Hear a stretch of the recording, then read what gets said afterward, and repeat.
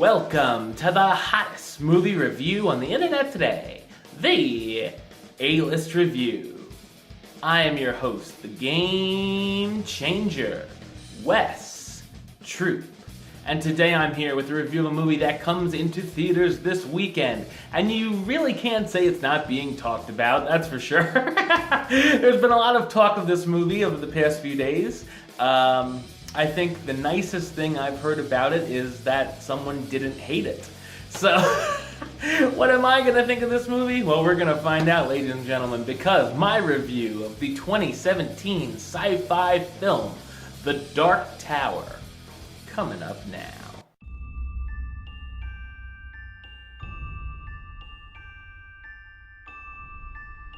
An 11-year-old boy named Jake Chambers begins having visions and nightmares about a war going on in another world known as Midworld. It turns out that Jake's visions are true, as a sorcerer known as the Man in Black is trying to use kids he's kidnapped to knock down a large tower to bring evil things into the world. Soon the Man in Black comes to our Earth looking for Jake, but Jake finds a portal and enters Midworld, where he meets another character from his visions, a gunslinger named Roland.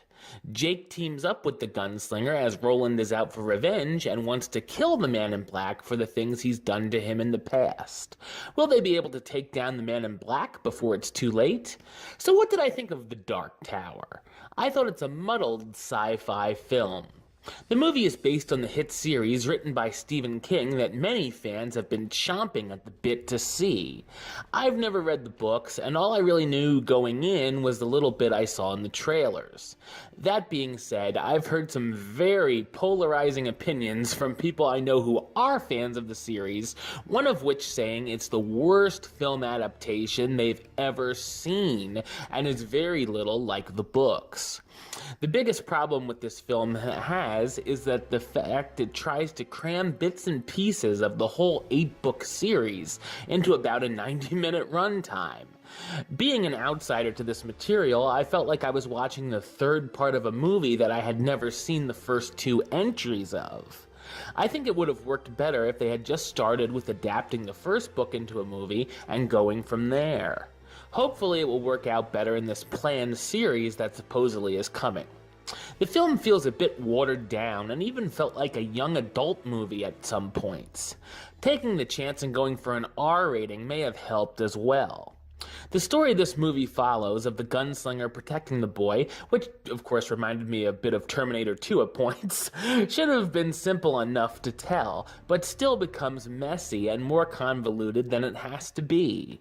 There are some nice moments between Jake and Roland though, and I did enjoy their friendship. The action sequences are fairly spread out and are kind of forgettable. While not amazing by any means, I did enjoy the slick finale where the gunslinger and Man in Black finally face off. There is a bit of humor sprinkled in, which gets a few chuckles when Roland enters our world and has many questions, much like we've seen in the Thor movies, Captain America, and Wonder Woman films, but it's all been done better in all those other movies. In between all of this, we're thrown into this world and get dumps of exposition which feel very rushed. I also felt like I didn't get to know much about the characters, which gave me a hard time really caring about any of them. There are also a ton of Stephen King associated Easter eggs, like Pennywise from It all the way to Cujo to look out for.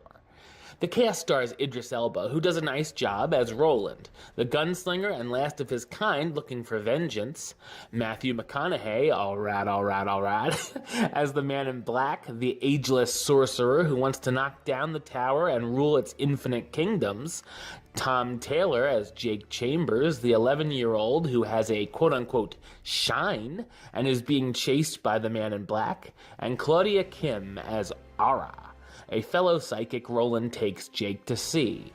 The Dark Tower has a few entertaining aspects, but also many that are bland and could have become a successful franchise, but unfortunately plays out as just a big missed opportunity. I'm gonna give it the rating of meh. It's okay.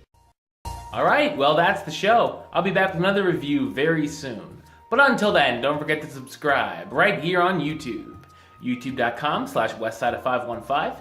You can like the show on Facebook, facebook.com/WestTrueBaylist. And of course, you can follow me on the Twitter and the Instagram, @WesAList.